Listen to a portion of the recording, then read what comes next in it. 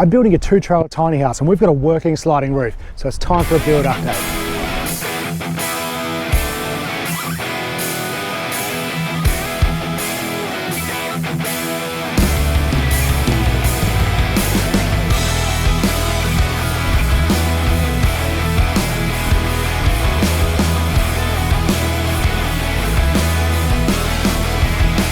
So a critical part of making this 2-trailer tiny house work is the join that joins the 2 trailers. And by far the most important is this sliding roof. And now we've finally got this thing sealed up, the flashing's working, and it's sliding in and out of the house and sealing the 2 trailers. So let's check it out.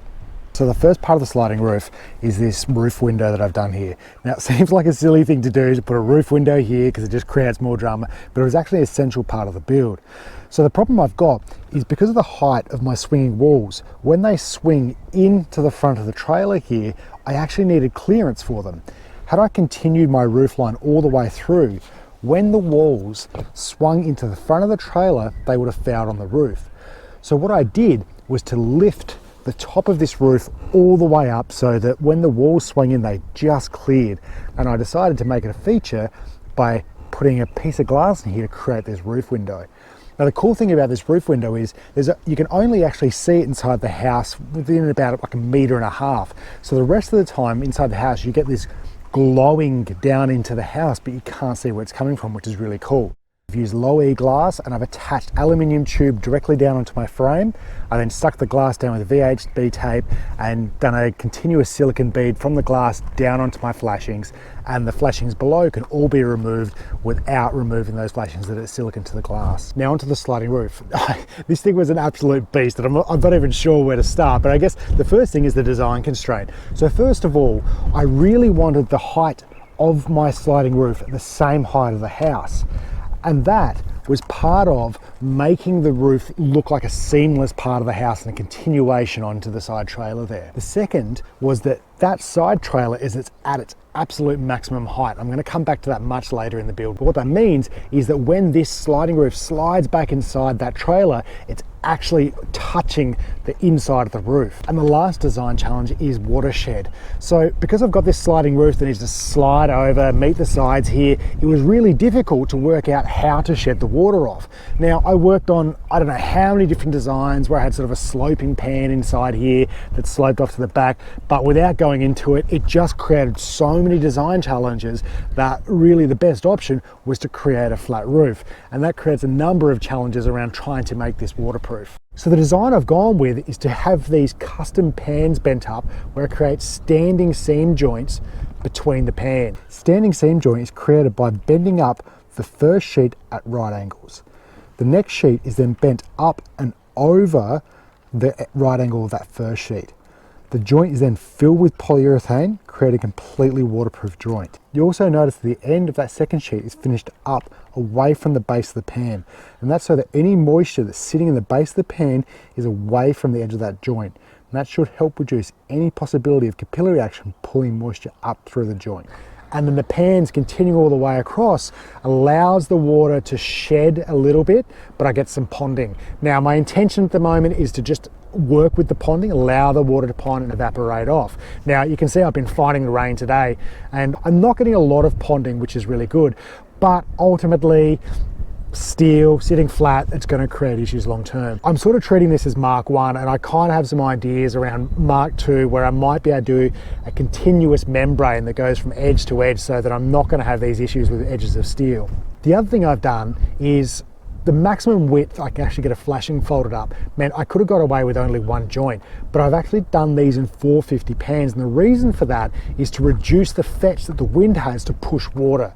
So if I had a large pan here, when the wind blows water, it could blow a large body of water towards my weather strip there or my seal along the front here. But by creating these pans, the wind has a much smaller fetch in which to push a much smaller body of water towards any of my seals on either end. These pans have been stuck down by doing a 2mm bed of screeded polyurethane adhesive. This distance at 80 degrees Celsius, I'm looking at about 2mm of thermal expansion. So I'm really hoping with that bed of polyurethane, which is about 2mm thick, it should be able to allow for that expansion in this steel over that distance without the adhesive failing. Now on the edges here, I have my capping that comes out down over the top of my cladding that will be on this wall here. The capping extends in underneath my pans 120 millimeters. Then there's a screeded bed of adhesive that runs along this capping and underneath my pans. Now, if I'm going to have issues anywhere, it's going to be along this edge where I get capillary action drawing moisture in under these pans and into the substrate.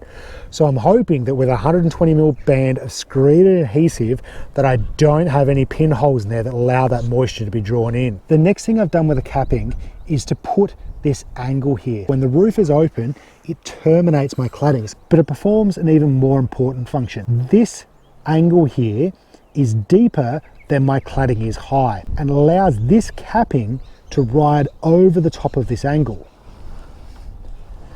What that means is when this capping is sliding along, it'll stop this edge here from rubbing against the ribs of my standing seam cladding. Then we have this last flashing, which I call my last line of defense. So this is a large flashing that primarily is a draft stopper. And this rides along the track. So it comes down from up inside this capping, comes down behind this angle, down over the top of the track, where it comes to a Z flashing and down over the top of my building wrap. Like the other flashings, this one rides on a Teflon tape to create a smooth action and to prevent steel on steel. On to making it weatherproof. On the side trailer end here, I've got this head flashing where my cladding will come down and sit on top of. Then it comes down onto the sliding roof.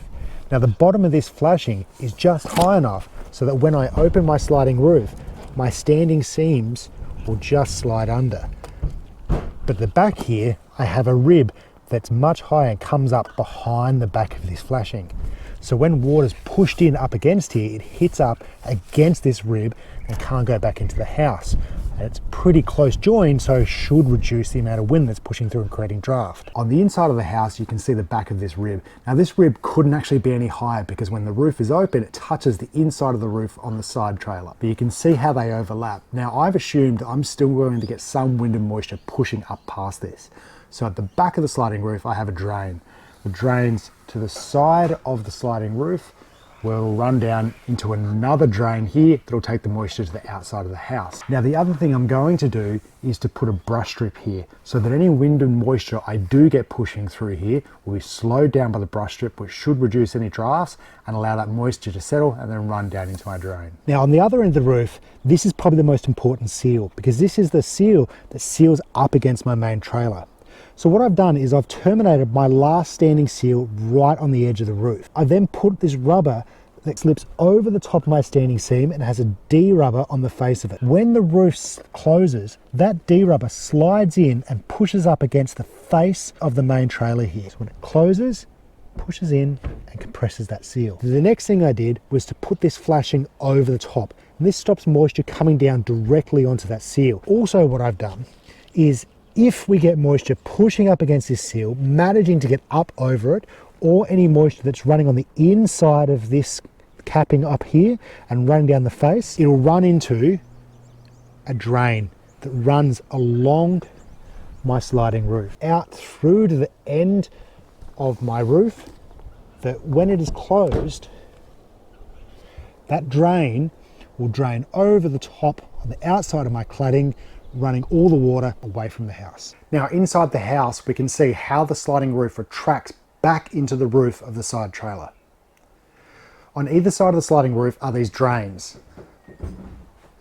Both of these drains collect any moisture that comes off of the roof and directs it back out over the cladding on the outside of the house. These drains have been specially folded up to be able to accommodate the side capping that runs down the side of the sliding roof, the rear drain that runs across the back, and the front drain. These drains are a critical part of the sliding roof because at any point I need to assume that there could be moisture on the roof that's still draining, particularly because it's a flat pan roof. With the roof open, you can see how this drain goes up along the side of the sliding roof and captures any moisture off the bottom of that side capping, off that rear drain there, and the front drain. As you can see, it's a pretty neat fit.